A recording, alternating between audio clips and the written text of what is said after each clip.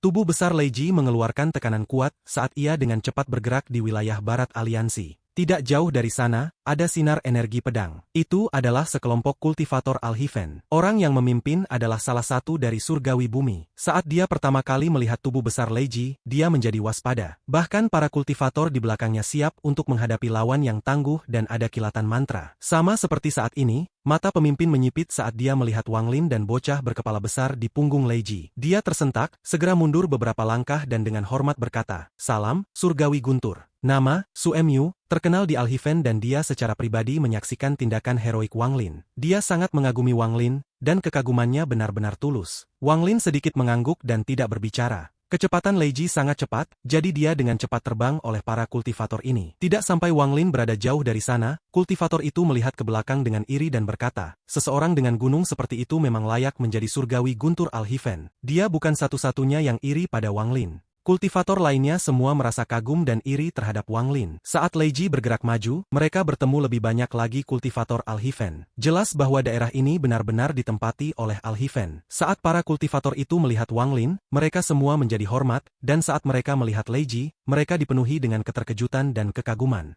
Setelah Su Emyu muncul, itu menjadi dikenal oleh semua kultivator Al-Hiven. Berbagai rumor menyebar. Selama periode waktu ini, ada banyak rumor tentang Su Emyu. Sebagian besar dari itu adalah bahwa Su Emyu tidak berani berperang, atau mengkhianati mereka untuk bergabung dengan aliansi. Su Ting senang mendengar ini dan diam-diam memicu desas-desus. Generasi tua kultivator Al-Hiven tidak mengatakan apapun untuk menghentikan ini. Selain itu, Wang Lin memang menghilang lebih dulu, sehingga rumor menjadi lebih dan lebih dibesar-besarkan. Misalnya, hal-hal seperti Su Emyu adalah mata-mata dari aliansi menjadi lebih dipercaya secara luas. Gerakan Lei Ji menarik perhatian banyak kultivator. Banyak kultivator memandang Wang Lin dengan hormat, tetapi ada juga banyak menatapnya dengan tatapan main-main, seolah-olah mereka sedang menunggu untuk melihat pertunjukan yang bagus. Sehari kemudian, Lei Ji berhenti di luar sebuah planet yang ditinggalkan. Tidak ada banyak energi spiritual yang tersisa di planet ini, bahkan para kultivator Al-Hiven yang menempatinya tidak terlalu peduli dan hanya menyisakan beberapa orang untuk menjaganya. Wang Lin dengan hati-hati melihat planet yang ditinggalkan. Tempat ini memang terpencil. Meskipun ditempati oleh kultivator Al-Hiven, itu tidak menghalangi Wang Lin dari melakukan pelatihan tertutup di sini. Setelah merenung, Wang Lin melangkah mundur Lei Yi dan berjalan menuju planet yang ditinggalkan. Bocah berkepala besar dan Teasan segera mengikuti. Adapun Lei Ji, tubuhnya menyusut kembali ke pria setinggi 30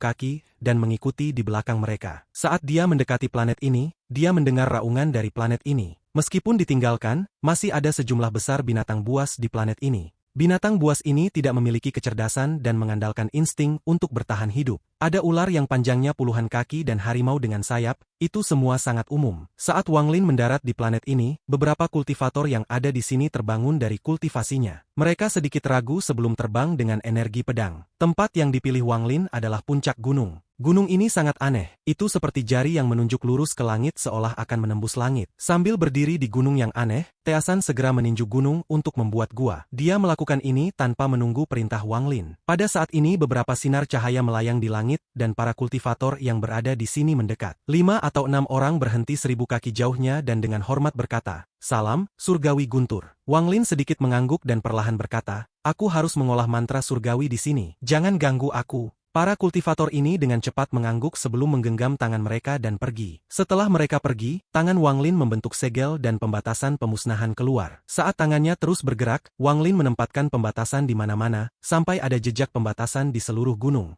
Setelah menempatkan batasan, Teasan dan bocah berkepala besar duduk di kejauhan untuk menjaga Wang Lin. Lei Ji juga mencari tempat duduk. Dia telah merasakan kemampuan garis keturunannya mengalami perubahan misterius. Dia merenung dan memahami perubahan ini. Wang Lin memejamkan mata dan sekitarnya menjadi sangat tenang selain dari raungan sesekali dari kejauhan. Setelah Wang Lin menempatkan batasan, semua binatang buas pergi. Meskipun mereka tidak memiliki kecerdasan, mereka merasa bahwa tempat ini sangat berbahaya. Pikiran Wang Lin jernih dalam suasana yang relatif tenang ini. 2 mantra kaisar surgawi muncul di pikirannya. Panggil hujan dan Magic Arsenal. Panggil hujan. Suatu saat, ketika Wang Lin menggunakan panggil angin, dia secara tidak sengaja memadatkan setetes hujan. Namun saat dia mencoba lagi, dia tidak bisa membentuknya lagi. Setelah King Sui memberinya warisan, ia menyadari masalahnya. panggil angin dan hujan sangat terhubung. Keduanya bisa berubah menjadi satu sama lain dan bergabung bersama. Saat dia merenung, Wang Lin membuka tangannya dan diam-diam memahami hujan. Memanggil hujan melibatkan pengumpulan energi asal dunia untuk digunakan Wang Lin dan kemudian menggunakan mantra untuk menyingkat energi asal menjadi hujan. Setiap tetes hujan mengandung energi asal yang padat. Dapat dikatakan bahwa itu sudah menjadi bagian dari hukum. Sambil memahami, sejumlah besar awan gelap mengembun di langit di atas Wang Lin. Adegan ini sangat spektakuler. Melihat hujan, Wang Lin benar-benar tenggelam. Namun pada saat ini, hujan sepertinya berhenti dan dua orang datang dari kehampaan. Sebelum hujan bisa turun pada kedua orang ini,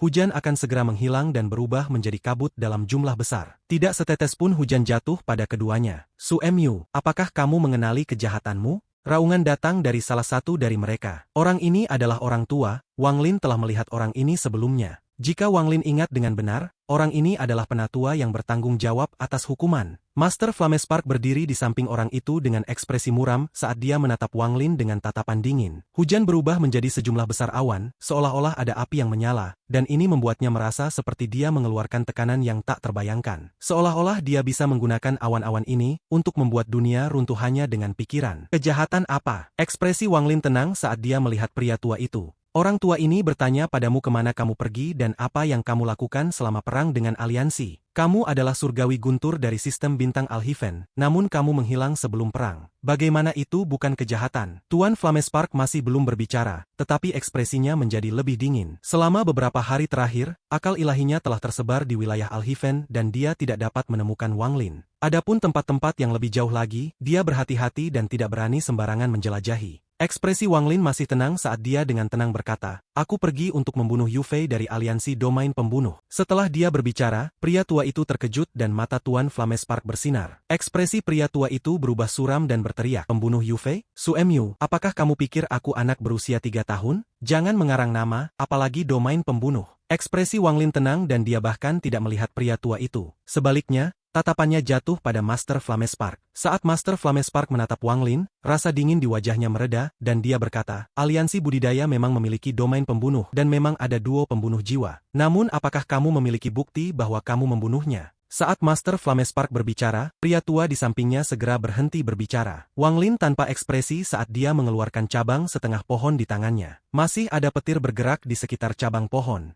Wang Lin langsung melemparkannya ke Master Flamespark. Saat petir meraung, cabang setengah terbang ke arah Master Flamespark dan ditangkap olehnya. Dia melihat lebih dekat dan segera mengenalinya sebagai salah satu harta berharga domain pembunuh. Dengan kultivasinya, dia bisa merasakan dua kekuatan di dalam cabang. Yang satu jelas milik Wang Lin, dan yang lainnya kuat, aura jahat, tidak buruk, ini memang energi pedang dari wakil kultivator tingkat pembantaian. Tatapan Master Flamespark terhadap Wang Lin dipenuhi dengan kekaguman. Setelah melihat cabang di tangannya, dia melemparkannya kembali ke Wang Lin dan tersenyum. Bagus, Su Emyu, kamu bisa tenang berkultivasi di sini. 1 bulan dari sekarang, cadangan akan tiba dan kamu akan mengikuti pasukan untuk menyerang wilayah utara. Ekspresi Wang Lin hormat saat dia menggenggam tangannya sebagai tanda terima kasih. Tuan Flamespark tertawa dan menatap bocah berkepala besar itu dengan penuh arti sebelum pergi. Pria tua di sebelahnya dengan cepat mengikuti. Keduanya menghilang ke kejauhan. Ekspresi Wang Lin biasa, tapi dia santai. Saat dia datang ke wilayah barat ke wilayah pengaruh Alhiven, dia sudah punya rencana di benaknya. Rencana ini adalah alasan mengapa dia mengambil risiko mengambil cabang pohon guntur dunia sebelum pertempuran terakhir. Dia telah menggunakannya untuk mendapatkan kepercayaan. Di antara bintang-bintang, ekspresi memuaskan di wajah Tuan Flamespark menghilang dan dia tidak mengungkapkan ekspresi, sehingga mustahil untuk mengetahui apa yang dia pikirkan. Orang tua di sampingnya berpikir dan segera berkata, Tuan, dari pandanganku, Su Emyu ini jelas berbohong. Selain itu, bocah berkepala besar itu adalah salah satu surgawi surga, tetapi dia dikendalikan oleh Su Emyu. Menurutku, Master Flamespark berbalik dan dengan dingin menatap lelaki tua itu. Melihat tatapan ini, tubuh lelaki tua itu bergetar dan dia segera menelan kembali setengah kalimat itu. Setelah menarik pandangannya, Master Flamespark berjalan menuju kekosongan. Su Emyu ini tidak sederhana. Ada 4 kekuatan yang tercampur di antara alisnya. Bahkan dengan kultivasiku, aku hanya bisa melihat salah satu dari itu, dan itu jelas yang paling lemah. Master Flamespark merenung saat dia bergerak di antara bintang-bintang. Kekuatan yang bisa dia lihat melenyapkan pikiran orisinal dalam pikiran Tuan Flamespark, dan dia menghela nafas. Dia akrab dengan kekuatan itu. Tepatnya, itu adalah tanda burung Poenis. Hanya setelah mencapai tingkat kultivasinya seseorang dapat melihat tanda di antara alis Wang Lin. Su Emyu ini tidak seaneh ini sebelum beralih ke sistem aliansi. tetapi setelah menghilang selama beberapa hari, hal-hal aneh itu muncul. Tanda burung Poenis, orang itu pernah membantuku. Lupakan saja. Tuan Flamespark menggelengkan kepalanya saat ia menghilang bersama lelaki tua itu. Berita tentang Suemyu kembali dengan cepat menyebar dalam waktu singkat. Bagaimanapun Suemyu terlalu terkenal di sistem Alhiven, sehingga hampir setiap kultivator Alhiven tahu bahwa Suemyu telah kembali. Yang paling frustrasi adalah Suting. Setelah menerima pesan itu, dia merenung sejenak sebelum menyerbu sebuah tim kultivator. Dia ingin menemukan planet budidaya untuk melampiaskan kemarahannya. Adapun Wang Lin, sepertinya itu adalah musim hujan di planet yang ditinggalkannya. Hujan tak berujung menutupi sebagian kecil dari planet ini, dan menyebabkan daerah itu dikelilingi oleh kabut air. Airnya begitu lebat sehingga pemandangan daerah itu terpelintir, dan bahkan cahaya dari langit tidak bisa menembusnya. Semua debu telah tersapu oleh hujan dan air yang mengalir membentuk parit di tanah. Beberapa debu dan kotoran tersapu oleh guyuran hujan. Suara tetesan hujan menghantam cabang dan dedaunan bergema. Hujan mengalir di ujung daun dan mengental di bagian bawah. Ada banyak binatang buas yang mencari tempat untuk menghindari bencana hujan ini. Hanya beberapa binatang air yang bisa terus bergerak melewati hujan. Gunung Wanglin berdiri di bawah hujan. Bocah berkepala besar itu menatap hujan dan merenung dalam diam. Pembatasan gunung tidak dengan sengaja menghentikan hujan agar tidak jatuh. Akibatnya, gunung itu juga dikelilingi hujan. Bocah berkepala besar itu mengingat masa kecilnya saat dia menyaksikan hujan. Saat itu dia selalu memandangi hujan linglung. Dia masih ingat saat dia diusir oleh keluarga, malam itu hujan. Dia linglung saat dia didorong keluar dari rumah keluarga dan masuk ke lumpur. Saat itu, dia masih memiliki senyum bodoh itu, hanya saja itu agak sedih. Dia jatuh ke air berlumpur dan pakaiannya basah oleh hujan. Melihat hujan dan kilat yang menggelegar, hati bocah berkepala besar itu terasa menyakitkan. Dia tahu dia jelek, dan agar tidak membuat orang lain merasa jijik, dia akan selalu tersenyum. Bahkan saat ibunya memukulnya, dia selalu tersenyum. Bahkan saat semua saudaranya mengintimidasi dia masih tersenyum. Meski begitu, endingnya tetap sama. Pada malam hujan itu, senyumnya perlahan menghilang dan dia berjalan pergi di tengah hujan. Tubuhnya sangat kecil, sepertinya dia bisa jatuh kapan saja di bawah guruh yang bergemuruh. Bocah menyentuh dadanya dan menatap Teasan dan Leiji sebelum melihat Wang Lin. Untuk beberapa alasan yang tidak diketahui, dia merasakan sedikit kehangatan di hatinya. Dalam benaknya, dia tidak pernah bisa melupakan apa yang terjadi beberapa hari yang lalu, saat dia akan hancur dengan putus asa dan sepasang tangan menariknya menjauh dari krisis hidup dan mati itu. Seorang tokoh memenuhi visinya saat itu. Leiji juga melihat hujan dan memahami kemampuan garis keturunannya. Dalam lingkungan yang relatif sunyi ini, dia tidak bisa tidak mengingat masa lalunya. Dia terpaksa meninggalkan planet iblis raksasa dan dipenuhi dengan kebencian. Ditemani oleh orang-orangnya, mereka melarikan diri dari planet iblis raksasa dan mengembara. Si dia saat itu linglung, hatinya haus darah, tetapi dia tidak berdaya. Dia hanya bisa meninggalkan rumahnya. Jika dia terlambat selangkah, dia mungkin tidak akan pernah memiliki perubahan untuk meninggalkan planet iblis raksasa. Selama kebingungannya, ia membawa anggota klannya ke planet Suzaku. Selama waktu itu, Suzaku bernama Ye Wuyou. Di bawah bimbingan Ye Wuyou, banyak kultivator berkumpul dan memulai perang dengan penduduk asli planet ini. Mereka adalah klan abadi yang mahir menggunakan Ran. Sebuah planet yang awalnya dipenuhi dengan energi spiritual menjadi setengah sia-sia oleh perang ini. Ada orang di sebelah Ye Wuyou yang tidak disukai Leiji. Dia sepertinya ingat pria ini bernama Situnan. Orang ini sangat arogan dan tindakannya hampir seperti iblis. Dia lebih menyukai Ye Wuyou. Mereka memperlakukan kedatangan klan iblis raksasa dengan keramahan luar biasa. Ye Wuyou bahkan memberi sebidang besar bagi mereka untuk membentuk negara mereka sendiri.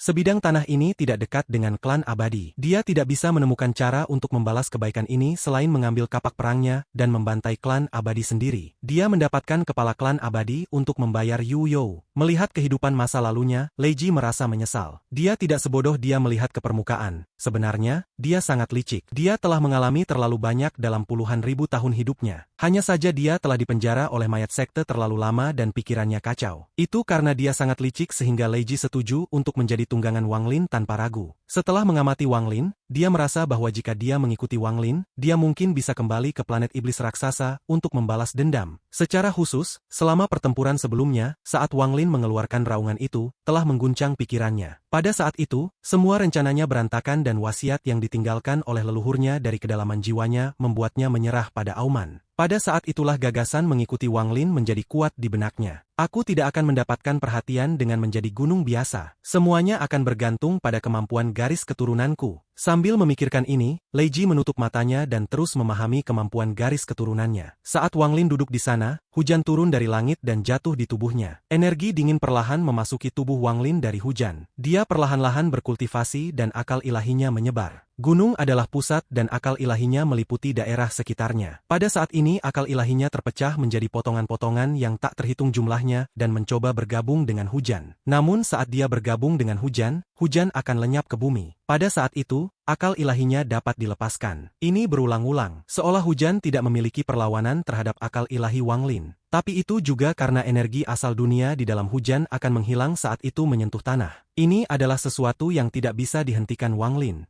Saat Wang Lin terus bergabung dengan hujan dan perlahan-lahan tenggelam di dalamnya, dia sepertinya mendengar pemahaman yang dia temui sejak lama. Hujan ini lahir dari langit dan mati bersama bumi. Proses ini adalah kehidupan. Alasanku melihat hujan dan bukan langit atau bumi adalah karena aku melihat kehidupan hujan. Ini adalah hidup dan mati. Tubuh Wang Lin bergetar. Dia membuka matanya saat dia menatap hujan dan bergumam, "Aku sudah mendapatkan pencerahan dalam hidup dan mati. Yang tersisa hanyalah sumber hujan."